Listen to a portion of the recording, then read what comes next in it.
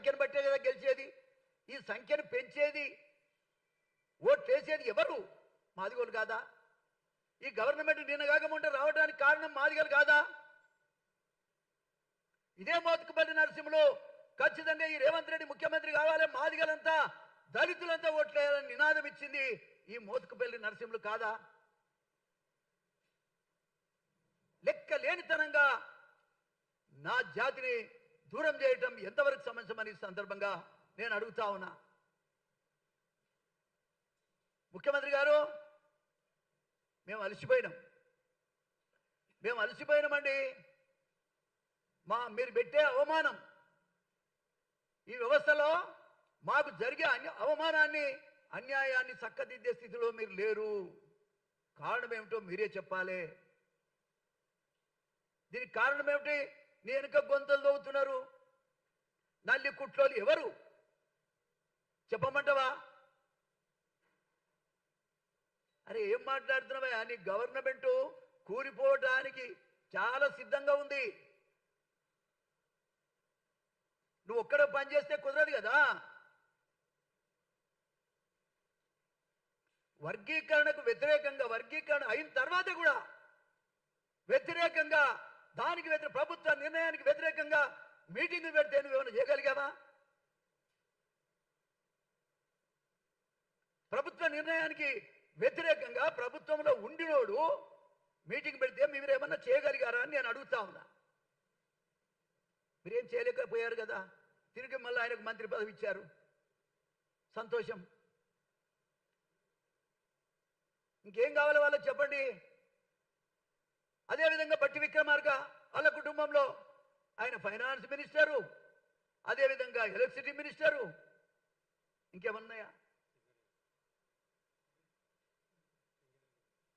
ఇవాళ ఏదన్నా కానీ ఇవాళ ప్రభుత్వాలు ఆ రెండు కుటుంబాల నుంచి నడుస్తున్నాయి. రేవంత్ రెడ్డిది మూడో కుటుంబం అనుకుందాం.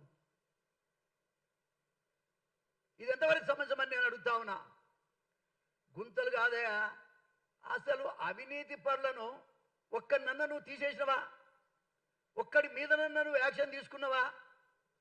అసలు ఎవరు అవినీతి పరులు? ఈ గుంతలతో పెట్టివాడు ఎవడు? 10% పేరుపడ్డ మంత్రి ఎవరు? కరప్షన్లో 10% అని పేరుపడ్డ మంత్రి ఎవరు? అసలు ఈ పార్టీ ఎట్లొస్తుంది?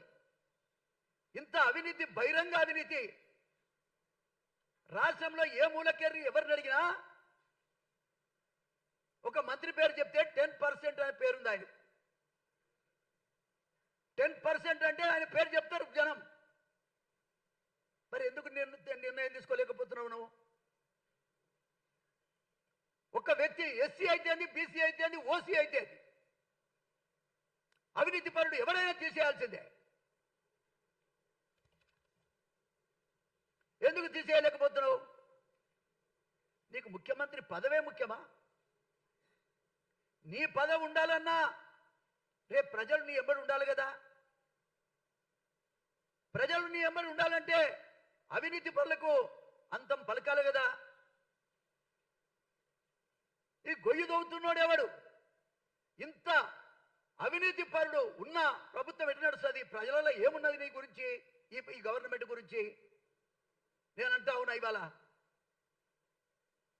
ఓ కాలంలో ఎన్టీ రామారావు గారు ఒక అవినీతి పరుడు ఆయన దృష్టికి వస్తే వెంటనే ఏసీబీకి ఇచ్చి బర్తరఫ్ చేసిండు. అరే ఓపెన్గా మాట్లాడుకుంటున్నారు. ఓపెన్గా 10% అంటే మంత్రి పేరు చెప్తారు. ఇది నీ దృష్టికి రావటం లేదా? నా వెనుక గుంతలు తవ్వుతున్నారు, నా వెనుక కుట్రలు జరుగుతున్నాయని చెప్పుకుంటున్నావు కదా. ఎస్, ఈ కుట్రలు గిట్టలు ఏం జరగవు. మాదిగ శక్తి మొత్తం నీ ఎంబడి పెట్టుకోరు. నిన్నెవడు పీకలేడని మళ్ళా కూడా చెప్తున్నా నేను. ఇవాళ కూడా చెప్తున్నా నేను. మోత్కుపల్లి నరసింహులు 70 లక్షల మంది మేము ఉన్నాం. ఈ 70 లక్షల మందికి న్యాయం చేయగలిగే పరిస్థితిలో మీరుంటే మీరు ఉండగలుగుతారు, లేకపోతే మీరు ఉండలేరు. అరే నీ వెనుక పెద్ద పెద్ద తోడేళ్ళు ఉన్నాయి,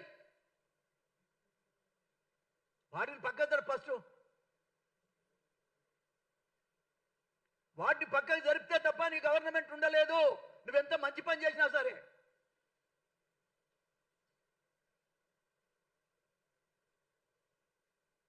నేనేమంటున్నా అంటే పరిపాలనకు పద్ధతి ఉండాలి. అరే డిప్యూటీ సీఎం మా కులంలో ఒకరికి ఇవ్వలేరా?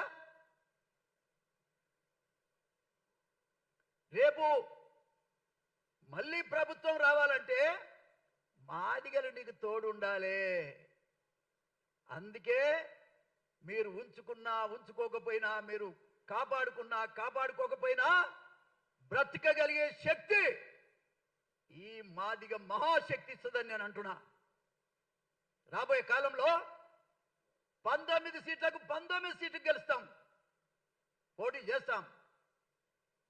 అవసరమైన కొన్ని జనరల్ సీట్లు కూడా తీసుకుంటాం. నా జాతి బ్రహ్మాండమైన మెజారిటీతో మేము ఉన్నాం. మా ఓట్లు మేము వేసుకుంటే మేము గెలుస్తామయ్యా. ఎవరో పుణ్యాత్ములు ఎవరో మాకు రానే వస్తారు పక్కబడి. బీసీలు కానీ ఎస్సీలు కానీ తప్పకుండా వాళ్ళ సహకారం కూడా మాకు ఉంటుంది. 19 సీట్లకు 19 సీట్లు మేము గెలుస్తాం, మేము పోటీ చేస్తాం. పార్లమెంటు 3 సీట్లకు 3 పోటీ చేస్తాం, మేము గెలుస్తామని నేను ఈ సందర్భంగా తెలియజేస్తా ఉన్నా.